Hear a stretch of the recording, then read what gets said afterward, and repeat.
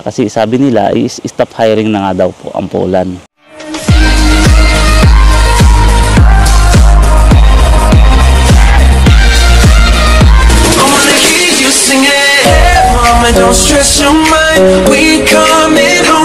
What's up mga kagala?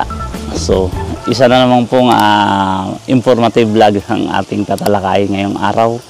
So, kaya manatiling nakatutok at kung bago pa lang sa aking channel is maigihing mag-subscribe at i-hit mo yung notification bell button para lagi kang updated sa mga videong gagawin ko.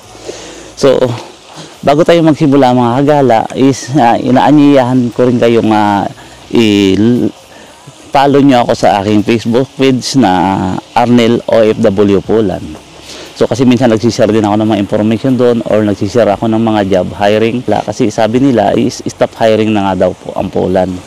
So hindi lang to malalaman nyo kung stop hiring na ang Poland mga kagala, is malalaman nyo rin, magbibigay rin ako ng mga tips kung paano malaki ang chance, pataasin ang chance na ma-approve ang iyong working visa pag-apply mo ng visa appearance.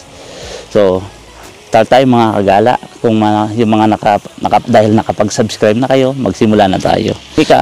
Story long short lang mga kagala, doon sa akin, may nakita ako sa Facebook na nag-post siya ng job hiring daw sa Poland. So, i-plus ko sa screen mga kagala. Isa siyang website or page na laging nagpo-post ng job hiring.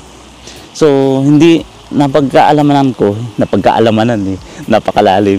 Hindi siya taga Poland at hindi niya rin alam ang sitwasyon dito sa Poland. Basta lang siya yung ibang content creator kasi mga kagala is basta lang makaview okay na sa kanila lang, hindi naman nila alam yung sitwasyon. So, ito nga, nag-comment ako sa kanya mga kagala is mahirap na po mag-Poland ngayon, tagal ng visa appearance, ang daming refusal, hindi ko na din kayo dinidiscourage, sa katotohanan lang po. Nakita nyo mga kagala, ganun yung sinabi ko. Hindi, yung video to mga kagala is hindi ko kayo dinidiscourage ha. So informasyon to na para maging aware kayo na pagpaliban nyo muna, malay natin sa tapos ng eleksyon is magbago ang rules dito sa Poland. So may sumagot sa akin mga kagala, isa rin siyang followers natin na nagtatrabaho sa agency sa Pilipinas.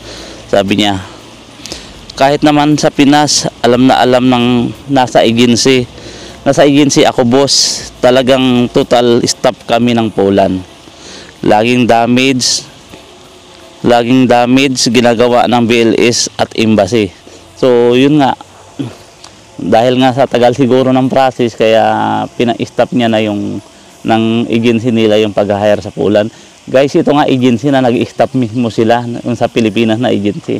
Hindi na sila nag-hire pa Poland kasi nga daw, yun nga, sumagot siya sa akin na mahirap daw ma-approve yung visa.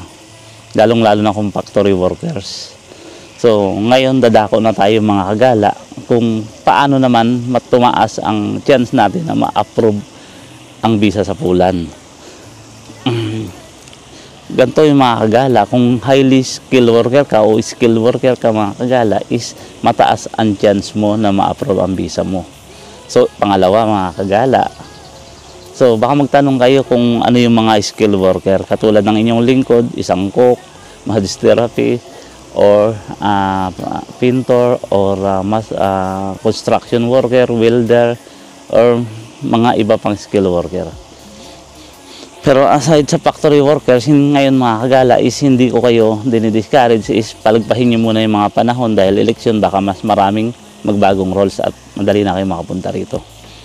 So balik tayo sa ating main topic mga kagala. Yun nga, pangalawang tips para mataas ang chance nyo na ma-approve ang inyong working visa is dapat ang ibibigay sa inyo ng agency mga kagala o recruitment agency nyo ay 3 years ang working permit. Kasi yan ang gusto ng embassy, na mahaba yung validity ng work mo rito sa Poland. Yun, mahaba mga kagala, dapat 3 years ang working permit na i-grant sa inyo. Kasi ang nangyayari mga kagala, kaya mataas ang chance ng refusal, alam mo kung bakit? Kasi ang kukunin ng agency is 1 year lang working permit. So maghihintay ng visa appearance mga 6 months to 8 months ang visa appearance. So ilan na lang ang nalalabing araw ng working permit, araw talaga na ilang buwan na lang mga kagala. So, mataas talaga ang chance ng refusal nun. Pero katulad ng ginawa sa amin, ng dali naming agency nung sa Pilipinas, kung napanood nyo naman, is napakabilis ng proseso namin, napakaalis kami kaagad. Kasi ang working permit namin noon mga kagala is 3 years ang binigay. So pag visa afferent namin, nag-abang kami ng mga 6 months, so mahaba pa yung validity niya mga kagala. So kaya mataas ang chance ng ma-approve ang visa mo. So pangalawang tip mga kagala, lalong-lalo na kung ang nasalagay sa kontrata nyo is ay ang umuba o frase. Kasi mga kagala, ang umuba o frase yan ay employment contract. Kasi yan mas maraming benefits na nakapaloob dyan. So naitakil ko na yan sa mga iba kong vlog. Kaya yun, ang taas ng percentage na ma-approve kayo dyan. Kasi yung government, mas gusto nila naka-umuba o frase kayo ngayon.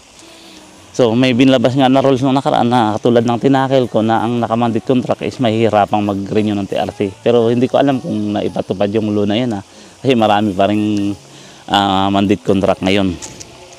So sana tinatanong nyo na nasagot ko mga kagala kung stop hiring nga ba ang Pulan. So hindi po nag-stop hiring ang Pulan. Naglimita lang siya ng pagbibigay ng visa dito sa Pulan. Hindi talaga totally stop. So dati na 100%, so ngayon nasa 10% na lang yun na approve na visa. Pero hindi to discourage na video. Hindi ko kayo din-discourage.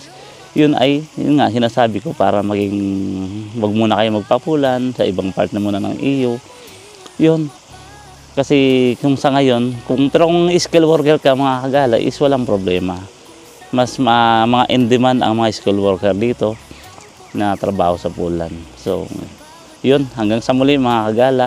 Ito nga pala si Arjen Martinez ang nagsasabi ng if you want to be a successful, living a simple life is the key. Huwag kalimutang mga kagala na i-follow yung aking Facebook, Arnel OFW Poland, kasi mas maldalas akong nagsishare ng mga job hiring dyan. So hanggang sa muli, ciao!